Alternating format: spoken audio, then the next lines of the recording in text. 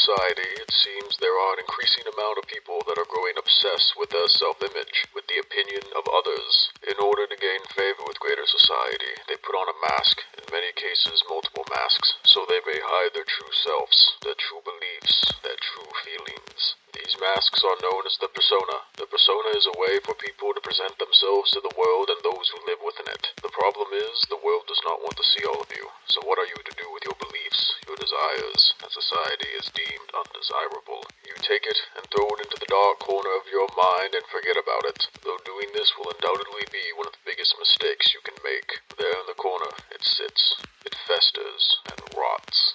You have neglected to deal with this side of you, and yes, it is you, and now it will start to leak out into your day-to-day life.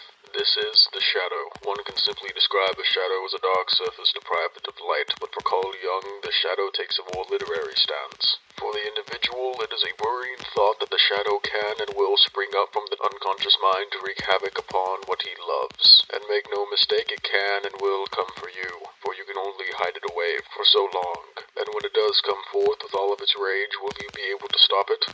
I'll save you the thought.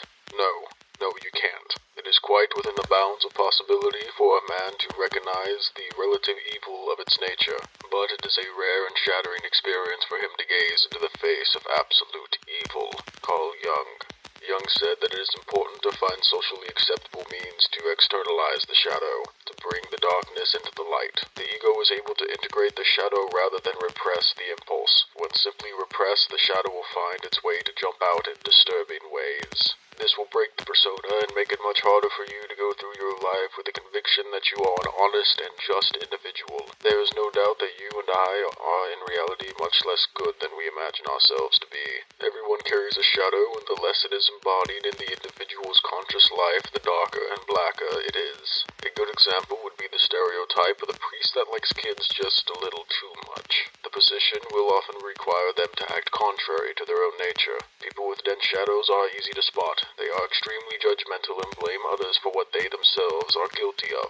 In other words, they see in others what they are. We can project both negative and positive characteristics on others, but it is more often the negative attributes we assign to others rather than the positive. It is believed that projection is used when we are forced to look within at our own faults, and being too weak to bear it, we will project them onto others to avoid the anxiety. Jung said, "Projection is one of the most common psychic phenomena. Everything that is unconscious in ourselves we discover in our neighbor, and we treat him accordingly. Though projection is necessary so we can gain awareness of our unconscious mind, we should recognize when we are projecting and find its origin. And when it is found, let us integrate this section of our personality into our awareness. So if you are to avoid such things, what are you to do? Incorporate it into your conscience. Yes, I myself did not fully understand it at first. It doesn't mean you must become that sick being. The example that helped me understand was that of aggression. Imagine that your father was not a nice man. He used aggression to ill-treat those who fell under his mercy. You not wanting to be as he was, either say to yourself, I will not be aggressive as he was, or you will subconsciously avoid aggression. You have stripped away any idea of aggression being of any ethical utility. You take that feeling and you throw it into the deep corner of your mind. If you leave it to fester and grow by not standing up for yourself, or perhaps being unable to say no because you do not wish to assert yourself, you will only become more irritated with yourself, and the aggression will start to leak out. Then, out of seemingly nowhere, you will likely snap. What you must do is to integrate the aggression. Well, you may say to me, I do not wish to be aggressive, but you must. And I do not mean that you ought to go out and start fighting with everybody you see. I mean you must be capable of aggression. If you are not, then you will be a pushover, and no one will respect you. You may avoid situations that may cause aggression to manifest, but by denying the worst of yourself, you remove the possibility of your best. If you fail to integrate your aggression, then when you are called upon to protect yourself, family, or friends, you will be ruined. Jung said, when one tries desperately to be good and wonderful and perfect, then all the more the shadow develops a definite will to be black and evil and destructive. People cannot see that. They are always striving to be marvelous, and then they discover that terrible, destructive things happen which they cannot understand. They either deny such facts have anything to do with them, or if they admit them, they take them for natural afflictions, or they try to minimize them and shift the responsibility elsewhere. The fact is, if one tries beyond one's capability to be perfect, the shadow descends into hell and becomes the devil.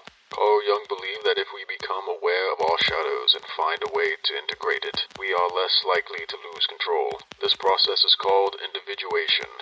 This is the integration of all aspects of our personality, good and bad, so that we may become who we truly are. And to become who we truly are, we must make the unconscious conscious. Another reason one must integrate the shadow is because not all that has been thrown away is bad. Jung believed that the integration of the shadow would lead to untapped creativity if we shed light into the darkness and work with all the tools that have been pushed into the shadow. Shadow work is difficult, but to become a truly moral individual, you must dissolve and integrate the shadow into your conscious awareness. Though do tread lightly, only the good Lord fully knows what lie within your and admittedly my subconscious. Now, take care.